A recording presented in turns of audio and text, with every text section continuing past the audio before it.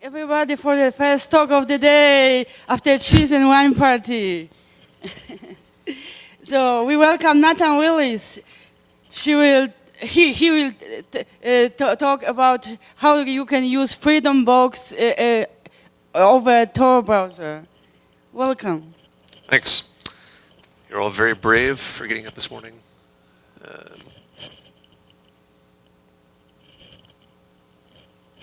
So I'll make sure I can do this. Yeah, so. Okay. Yeah, like the saying goes, I'm going to talk about FreedomBox and Tor. If you don't know me, my name is Nate, and I'm currently a PhD student. I work on font things, on automatic spacing and kerning and stuff like that. And I have a FreedomBox that I can only access over Tor. That's an important distinction that will come back up later. And if you're not clear on exactly what all that means, or maybe you've just randomly stumbled across this video years from now, I'll be really brief. FreedomBox is a Debian blend that offers a suite of internet services you can install, where you're in control of those rather than some corporation offering the service because it runs on your own machine. And Tor is a vast virtual network that offers some guarantees about anonymity and privacy and traceability while still letting you access the real internet. And there's more to that as well, but it'll come up.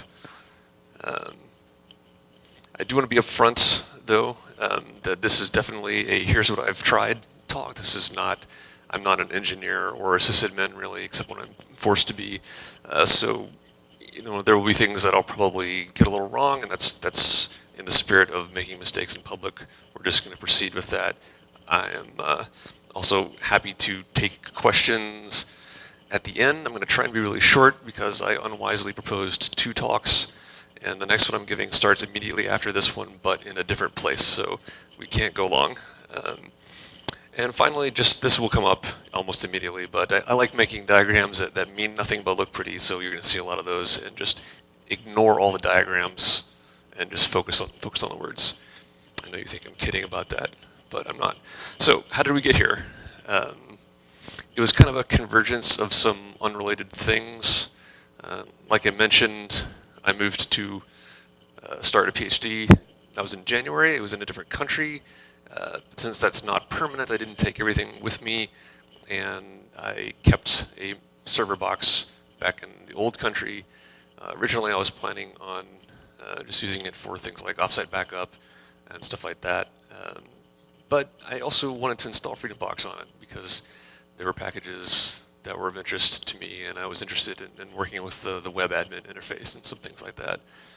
And in particular, FreedomBox was my choice compared to things like OwnCloud or NextCloud, because this machine I put it on was already an Ubuntu LTS machine, and that meant I knew that I could work with any package available to me already. Whereas my impression of some of those other competing services has always been that you get their ecosystem of we've built our own collaborative text editor as part of NextCloud, and I wasn't interested in having to relearn that sort of thing.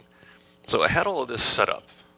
It was going to be in a specific location in the US before I moved. I had OpenVPN running on a little pocket OpenWRT router, and I had OpenVPN set up on the router I was taking with me, and I even had dynamic DNS names set up so that I could access this stuff elsewhere if I needed to, and I could get into the routers and configure them. That was all great. Then about 4 days before leaving, location A falls apart on me. Doesn't really matter why. The point is 4 days is not a lot of time to redo all of this stuff. So the backup plan was to just move it to a different place, like a family member's house. But in the time I had left, I actually couldn't figure out all of the router and LAN and cable company modem configuration needed. It was older hardware. There wasn't like a DMZ setting. We supposedly had the admin password, but it didn't actually work. Anyway, not a lot of time. So the final plan was just make sure I could get into SSH over Tor, which I could, and then worry about it later. I reconfigured the OpenWRT router to act as a Wi-Fi client to join the local network there, and then I went to the airport. And honestly, I thought that I would SSH in over Tor which I had working already, and then figure out the LAN issues and be back in business as per the original plan. But I got busy, and you know how it is. Playing around with it, I discovered it actually wasn't bad accessing the machine only over Tor. Tor Browser let me get into the plinth interface and things like that. So I decided to keep it around, and it seemed like it might be an interesting use case to explore. But it actually works, more or less. And I can tell you that it works well enough that I would encourage you to try it if you are doing FreedomBox things yourself. So there's a few distinct dimensions to the little report I'm going to give on this subject. Some general how-tos about some things you need to do, and some what works, some what doesn't. I'm also going to talk about the usability of using Tor as your only access to a service in the long term. And maybe at the end I can get into some things where what it's like getting outside of the FreedomBox playground and what that maybe can tell us about what we should install by default in FreedomBox. Because it's almost inevitable that whatever set of modules are included in something like FreedomBox, real-world users are going to find something they want to install themselves to. So making those play well together seems important. All right, so I'm not going to talk about all these services. That gets pretty repetitive, but I wanted to give you an overview of exactly what I'm doing with this machine, and I'll talk a little bit about why I don't use some other modules maybe. Because what specifically you run on your FreedomBox is going to vary a lot. People have different needs, and they also have different motivations for using something like this as opposed to using commercial services. Just for example, maybe there's a service that you can't find. It's not available in your country, or it doesn't quite offer the feature you need, or is it more about trying to get away from having your personal information reside with an ad-driven service? Those are very different use cases, and they're going to influence how well things work.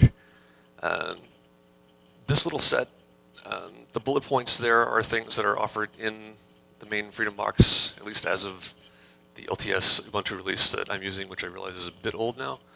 The things at the bottom are just other stuff that I've used. Etherpad and EtherCalc you probably are familiar with. Those are just online office document editing things. TVH is a DVR. If you've ever used an open source DVR, they're all terrible, but they are terrible in different ways. I can say that because I battled with MythTV for a decade. But one of the ways MythTV is terrible is that you can't administer it without a GUI. Like, it's a GUI interface just to set it up. TVH is TV head-in. At least you can run that through a browser. Greg is a podcast aggregator. So anyway, the other important thing I really want to emphasize here is that this configuration, which I described as the machine is at a relative's house, and then I only access it through Tor, that's important because this is Tor out, and it has a perfectly working internet connection in. You could look at the whole thing from the other perspective, which is what if the machine itself can only access the internet over Tor? You would have different setup questions there. I'm not prepared to answer those because I haven't tried it. And for now, this I think is a pretty good use case to consider. So first of all, let's start with the easy stuff. It's right there, top of the list. If you look at the plinth web interface for FreedomBox, is Anonymity Network Tor. And it might not be obvious what you can do here because there's a lot of different things that Tor does, right? You can run a Tor node, you can use Tor to access the internet, things like that. But one of the things that the plinth module lets you do is set up a hidden service, and that's the key to accessing it from the Tor network. When you turn it on, you get this simple checkbox, enable Tor, and then down at the bottom, hey, that works, Tor hidden service. It also tells you that it's running and what ports it's listening on. Now, the way Tor services work, hidden services, is they just remap a connection from one TCP port on localhost to a service that faces Tor and Tor-only. When you set it up, you get this gibberish address that ends in .onion. The gibberish part of that is a public key. When the service starts up, it sends that out to some random Tor nodes in the network that will be its introduction points. And then it writes down the name of the introduction points, signs it with the private pair for that public key, and uploads that to the distributed hash tracker on Tor, which means that when you try and connect as a user, you have to know the name. It gets looked up on the distributed hash tracker, and then you get pointed to one of those intro points, and the Tor circuit is made. Now, some details here that are important are that URL is how you get asymmetric encryption, so you don't actually need to necessarily rely on SSL, TLS, and it also means that the introduction points and the nodes along your Tor circuit can't snoop on the connection. But that's not a panacea. Now, in theory, any app module that you can access underneath Plinth as a subdirectory, you can access through the Tor hidden service that runs with just that checkbox set up. As it turns out, that's not entirely true. And the less easy part, of course, is that if you've got something that doesn't run under that, as a subdirectory under that main Apache instance, then you have to do something separate, like set up another Tor hidden service. And of course, there are other app modules that don't get to use that at all, either because they don't speak HTTP or because they speak it on a different port. And a couple of examples there. I'm not a mind test person. I have used Radicale and Tahoe. The chat clients, again, are going to be possibly different protocols, possibly just different ports, but you don't get them for free when doing the hidden service setup. Luckily, you can create other Onion hidden services, and it's a pretty straightforward process. The caveat is that the docs you find when you search for how to do this, for how to run multiple hidden services, are incorrect on the Tor website, or at the very least, they're not set up the way FreedomBox is set up. And in particular, I'll just show you how you actually do it. 4 commands. FreedomBox runs multiple Tor instances, which are each configured with their own systemd service, and there is this command Tor instance create, which generates the service file and generates a little skeleton Tor-RC file. So you run that once with the name of your service, and then you get to edit the Tor-RC file. In theory, you just need to specify a directory for the Tor hidden service plumbing, which is in varlib, and then you say what port it is that you want to redirect. So the port attached to 127.0.0.1 is what's actually running the service, and then you're going to redirect it to port 80 so you can use it through a web browser. And then you start it up, and when you start it up with system control, it automatically generates the key pair and plops the key pair that you need as the Onion address into this hostname file. So I've done this a lot. I currently have 6 or 7 services running on the machine. It's kind of in flux because I tend to test out applications and then ditch them when I find something I don't like about it. For instance, I still haven't found a really good note-taking app. But there are other issues, even if you're not going to just set them up and destroy them. Practically speaking, running a lot of Tor hidden services means you have a lot of those Onion addresses, which is a kind of usability issue. You can't memorize that many, so you have to distribute them to the machines you're using to access, which is not always easy. There are also issues that you'll run into with picking your random non-FreedomBox package and trying to set it up this way. For one thing, apparently, a lot of people doing web development these days have things that break if they're not running at the web root. And I'm told this is because of the popularity of something called Docker, which I have not had to use necessarily. But regardless, you'll have to jump through hoops in order to fix that. The second thing is that there are a lot of applications aren't necessarily going to use TLS, and in theory, you have that built-in encryption with the Tor hidden service, but you just shouldn't always trust the network, and in particular, Tor is a high-value target, so I would recommend trying to set up TLS for every service that you run on your FreedomBox, and if it just doesn't work, then you have to do something like set up a reverse proxy, which I've had to do once. In fact, I think I did that for TV Headend. Another thing is that there are a lot of applications that are just designed to not support user accounts, which is another level of getting security right. That could be by design, like Etherpad is designed to anyone can set up any document they want. That's sort of the point. But that could be an accident, like some of the note-taking apps I've seen were just a little too experimental and didn't really have that level of user security. The divergence between the Tor docs and reality is a much tougher thing. I remember that I saw where the Tor project was looking to hire a documentation person. I don't recall whether I saw that they had done that, but it's really hard to find details on which options in Tor-RC are going to conflict when you have multiple Tor instances running. In practice, usually what I do is just go back to the plinth file and just jostle the port numbers a little bit to make them all work. There are also caveats you need to understand just sort of generally running Tor.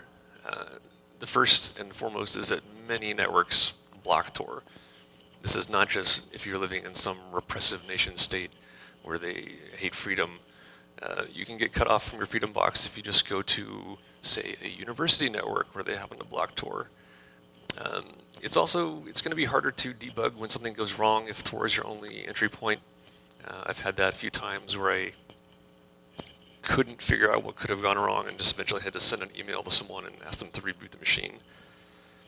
Another thing is that when you set up applications, like client applications to use Tor, you frequently have to use the SOX proxy, which I'll get to in a second. And the SOX proxy doesn't have an easy way to check whether it's working or not. If you're using the browser, there's check.torproject.org, where you can see if your Tor connection is working. Basically, SOX or any other application that's not through the browser, it's a lot harder to figure out if something has gone wrong, whether it's a Tor issue or not. And the last thing is that Tor definitely adds overhead, and I'll get to in a bit. If you want to access things over your mobile data connection, you need to worry about that. But for now, let's talk usability for the web applications in particular. So the first thing to realize, and again, the diagram means nothing here, but you only have one choice of browser, and that's Tor Browser. So if you don't like Firefox, because Tor Browser is a derivative of Firefox, you're out of luck. I mean, hypothetically, you could proxy some other browser over Tor, but you don't want to do that. If you read the release notes for Tor Browser, which I do, the sheer number of leaks that they plug is astonishing and scary. The other thing is that you have to deal with these scary certificate warnings. I'm talking about this thing. It rather rudely suggests I've done something wrong here and not set up my website correctly, but I did set it up correctly. If you use TLS, you're probably going to want to use self-signed certificates because remember, as I said, that Tor onion address, that's not part of DNS. It can't be part of DNS because it's actually a key, right? And the issue is that you can't get a CA signature on an onion domain. So even if you were to set up Let's Encrypt or something with a TLS certificate for some domain you control, when you're using Tor Browser, you're going through the onion address, which means the names don't match. So you are going to get this warning no matter what. It gets annoying after a while. Increasingly annoying because you can save an exception when you see it, but you can't save it permanently in Tor Browser. So it's every time. Along those same lines, your sessions, your logins will expire in Tor Browser. In theory, a Tor circuit can stay alive as long as it's active. In the browser case, this depends on how the web application is set up, whether it's keeping the session alive or not. But even if it's supposed to, if you suspend your machine, the circuit is broken. If a node that you're using somewhere in that Tor circuit goes down temporarily, the circuit is broken. And if you're just idle too long, you can get disconnected. Network reasons, it's out of your control. Regardless, every time you start up, you have to log into everything again. And at this point, I'm talking about logging into FreedomBox and the applications themselves. And here again, Tor Browser, you can't save usernames and passwords. There are some hacky ways to get around that, but it's a warranty voiding thing. And really, I'm just pointing this out as a thing at the usability level. This will irritate you to do all day long. You also can't use things like Firefox Sync. So if you have a dozen onion domains, you have to add them in separately. This is an actual screenshot of my Tor browser. So yeah, I bookmark those things, and it's kind of nice. It's like having a little toolbar. But to use it on multiple machines, I have to manually copy those addresses around somehow. The other thing is that Tor Browser is very tight about add-ons. Technically, you can install add-ons, but you're really not supposed to, and they make it extremely clear. And that's wise, because add-ons can do a lot of stuff on their own. They get in the way. TT-RSS, the feed reader, is probably the thing I use the most on this FreedomBox, and it would really be nice to use something like Zotero, which is a bibliographic tracking thing, and comes with the plugin for Firefox, but that would be a huge anonymity issue, and it wouldn't go away if I was using Tor Browser for some other reason. So it's sort of an all-or-nothing situation with modifying Tor Browser. And there's other little niceties like restoring the tabs from a previous session that are disabled in Tor Browser. For some reason, favicons have broken for me quite a few times. I'm not sure if that's just the way the request is phrased thing or what. But and then finally, HTTP basic authentication, which is what you see on an application that's not doing TLS but just asks like this. That's actually a bad example. My point here was that this authentication page generally does not show you the name of the site. It just shows you this unmemorizable onion address, although in this case I screenshotted the wrong one because Radicale does tell you what it is. But if you just see the gibberish address and you have to remember which one that goes with, you've got a modal window blocking your ability to see what your bookmark is there. Okay, so there's some workarounds. You could, in theory, copy your saved logins from another Firefox profile. You can definitely do that with bookmarks. It's pretty easy. You can run several Tor browsers, download them to different locations, use one for FreedomBox, use one for accessing the internet at large. It's actually possible to override the certificate exceptions list. There's a description at that link about what it contains. It's not like obfuscated or anything. And in theory, you could just install a bunch of extensions and not care about the implications. I'm not saying these are insurmountable challenges. I'm just saying that these are things that make the experience a bit less pleasant, so you need to watch out.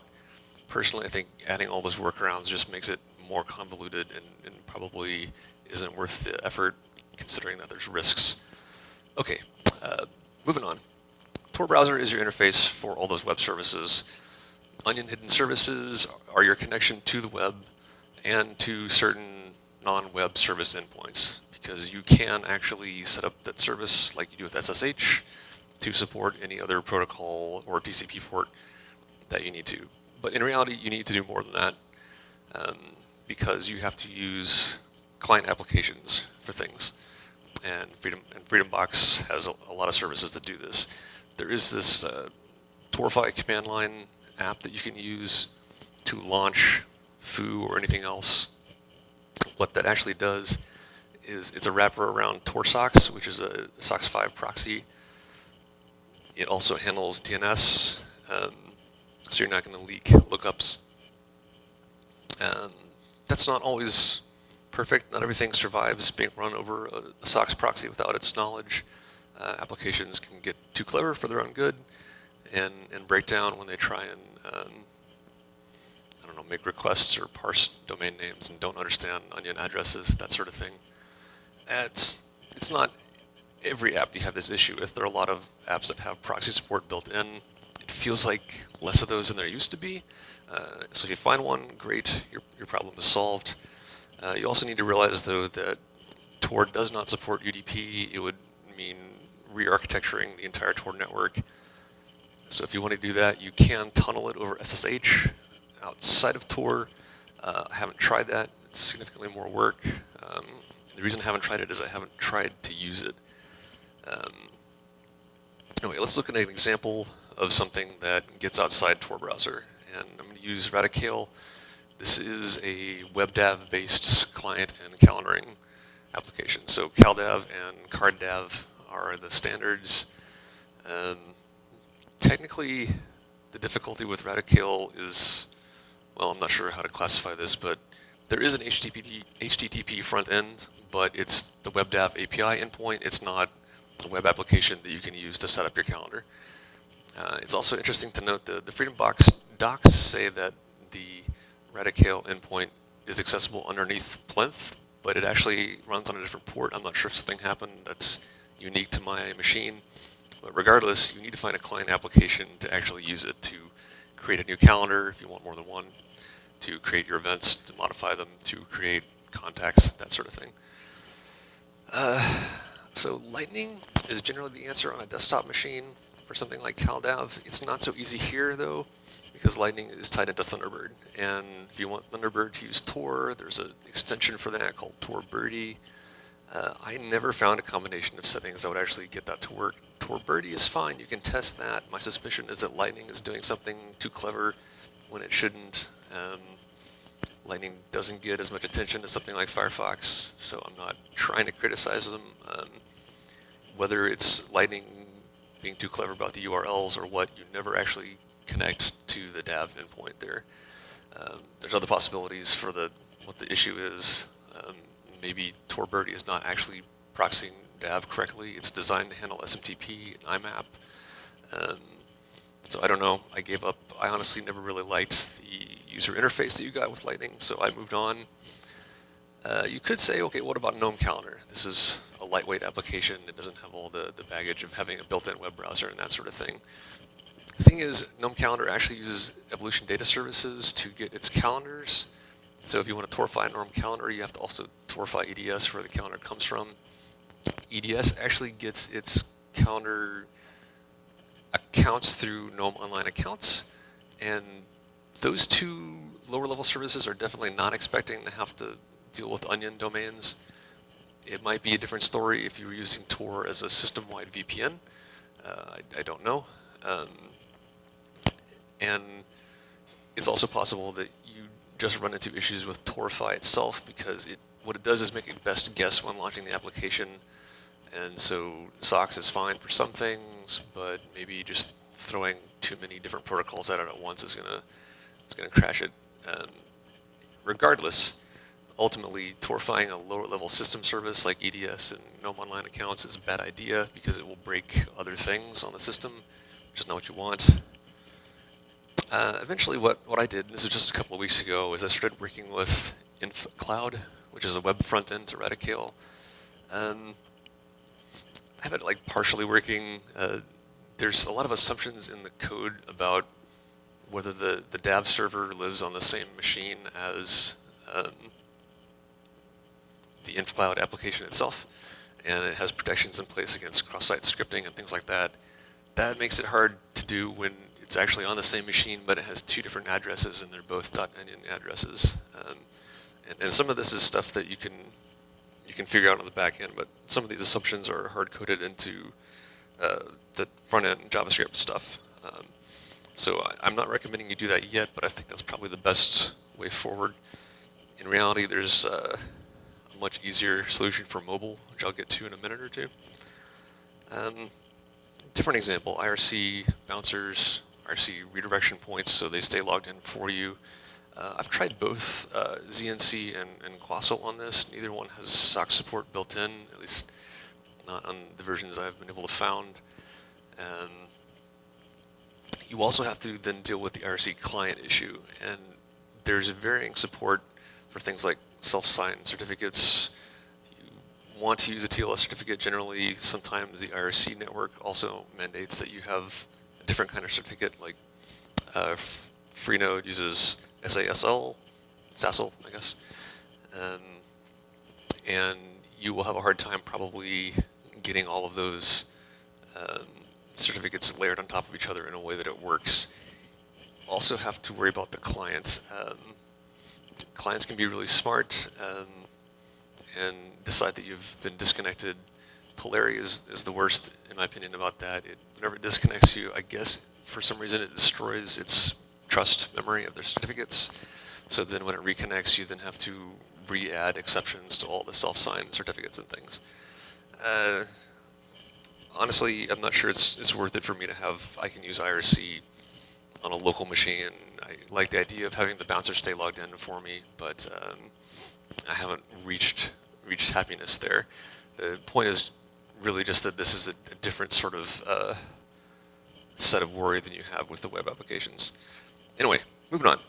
At least on Android, there's some nicer stories than the desktop client applications, so I want to talk about that. You do have Tor Browser for Android. It's essentially the same as on the desktop, so that's good. You can bookmark, you can't save logins, that sort of thing.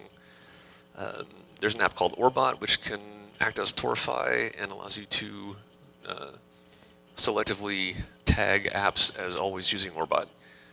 It's a preference that you save, and then the apps still need some level of cooperation on this, and then you run into the issue that the app now doesn't run if Orbot doesn't run. Again, like I said, TT-RSS is the thing I use the most. There are several Android apps for accessing a TT-RSS instance. The one that I found that works with the Onion setup is called TT-RSS Reader. The one called TinyRSS does not work. Either way, that configuration is tricky. The interface is not expecting there to be a TT-RSS account and a FreedomBox account, so it's a little bit ambiguous when it asks you for your username and password. There's also a lot of authentication settings that can be confusing to read. For example, TT-RSS has two settings. One says accept all certificates, yes or no. The other says accept certificates from all hosts, yes or no.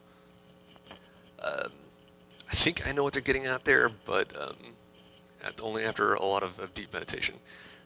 There's also some issues in a lot of Android apps where they may tie into something like TT-RSS can use Google Play services, I think, for some level of certificate checking.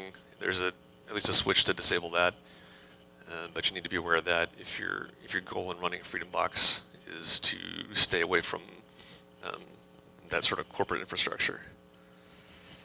Radicale has the same story where there are mobile apps available that speak CalDAV and CardDAV. It's great that it's a standard protocol like that. And the one that I found that works the best is DAV-Droid, or it used to be called that. Now they want you to call it DAV-X5, and the 5 is supposed to be a superscript. Don't do that when you're naming your projects. I've also tried ACal and Simple Calendar without success. Either way, getting that set up is tricky.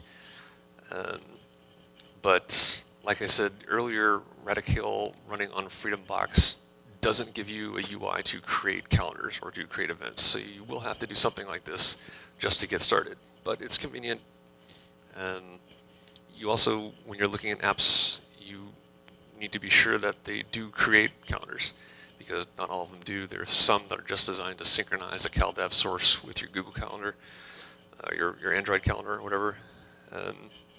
And that has an anti-feature angle to it as well, which is that they ask permission to access the system calendar, and maybe you don't want to do that.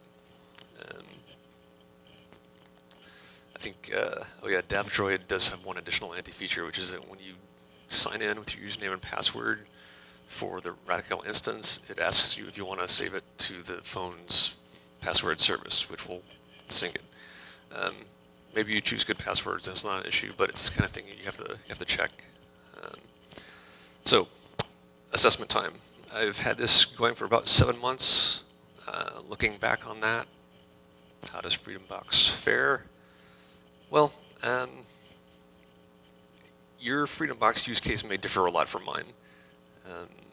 For me, I obviously everyone can have an opinion about this, and they're all worth exactly the same, but a lot of times I feel like those of us in the free software community can prioritize the wrong thing. There's a lot of emphasis on getting your email out of Gmail.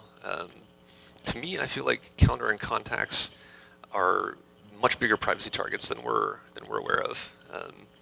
My calendar tells you where I am and what I do. My contacts are always trying to be harvested by other applications and things. So I would say FreedomBox really needs to come with a web interface for Radicale. I also, like I mentioned, I'm using Etherpad and EtherCalc, Ether things. I think getting outside of services like Google Docs is pretty important to consider too. So those would be things I would like to see added.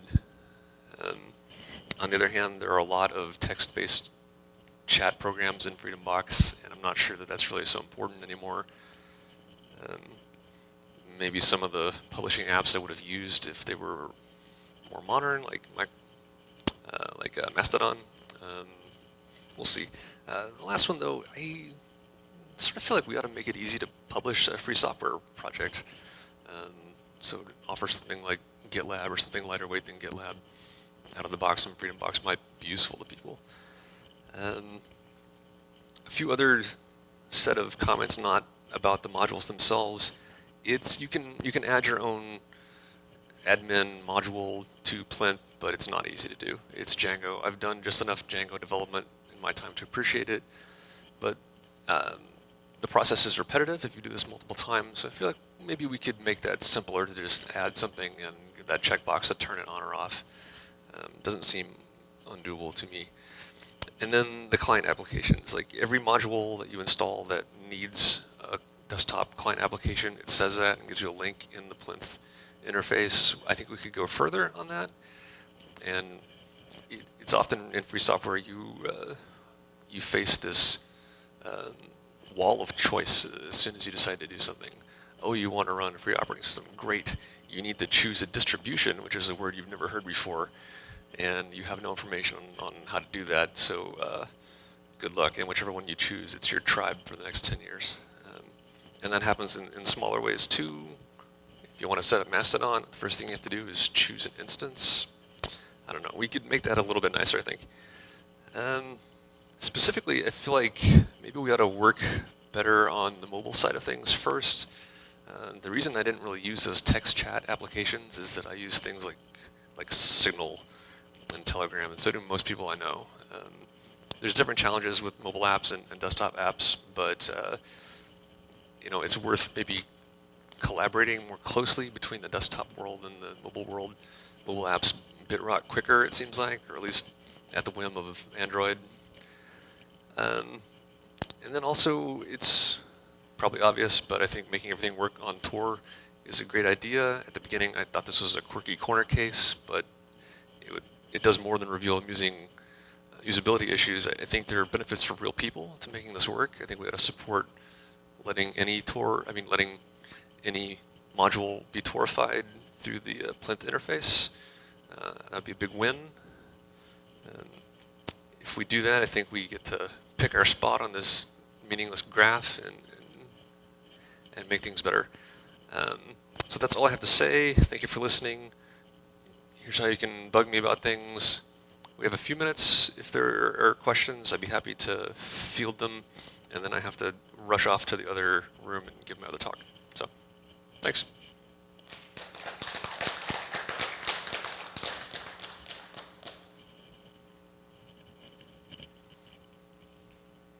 And I honestly can't see, so. So you talked about the sort of usability issues you hit in various things. What about the sort of latency issues? You're saying you're in a different country. Obviously, there's some overhead of using Tor. Do you find that impacts the use of your Tor services, or does that just not really factor in? I'm sorry, I didn't catch the. I'm curious about latency issues. Given Oh, that you say latency. you're in a different country, given that the Tor network adds a little bit more overhead, Yeah, right. do you find your services are responsive enough, or? Yeah, actually, that was one of the very early on when I thought I'm just going to use SSH and get it in the machine and configure it. It was because I was expecting the latency to just support that, and I was pleasantly surprised to find that so many things worked great. So the Tor network has expanded apparently a lot in capacity and in just size since the last time I spent too much time on it. But yeah, I have not generally encountered latency issues with Tor that made it hard to use, unless I was experiencing latency on the network anyway, in which case it's not Tor's fault. But yeah, that's been remarkably quick this year, especially. So.